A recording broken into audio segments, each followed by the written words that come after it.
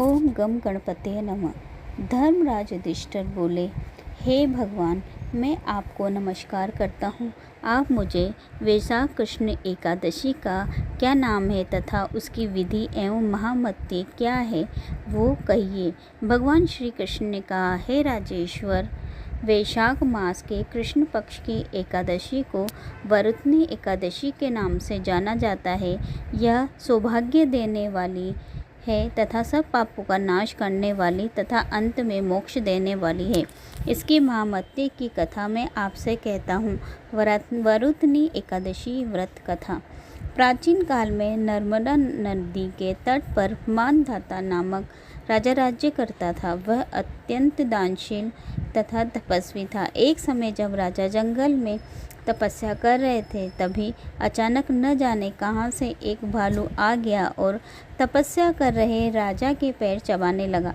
परंतु राजा फिर भी अपनी तपस्या में लीन रहे। पैर चबाते चबाते भालू राजा को घसीटकर पास के जंगल में ले गया।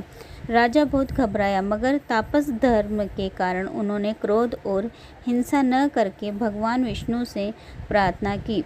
करुण भाव से भगवान विष्णु को पुकारा।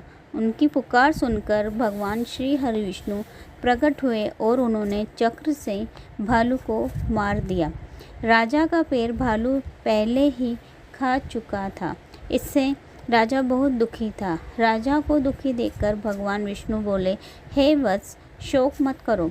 तुम मथुरा जाओ और वरुथनी एकादशी का व्रत करो तथा मेरी वराह अवतार मूर्ति की पूजा करो।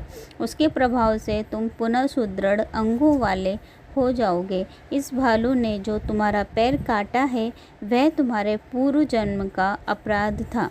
भगवान की आज्ञा मानकर राजा मानधाता ने मथुरा जाकर श्रद्धापूर्वक वरुथनी एकादशी का व्रत किया और भगवान के वराह अवतार की पूजा की। इसके प्रभाव से राजा शीघ्र ही पुनः सुंदर और संपूर्ण अंगों वाला हो गया और अंत समय में इसी व्रत के कारण राजा मानधाता स्वर्ग को प्राप्त हुए। जो भी व्यक्ति भय से पीड़ित है, उसे वरुथनी एकादशी का व्रत रखकर भगवान विष्णु के वराह अवतार का स्मरण करना चाहिए। इस व्रत को करने से मनुष्य के समस्त पापों का नाश होता है तथा अंत समय में मोक्ष की प्राप्ति होती है। बोलो भगवान विष्णु की जय।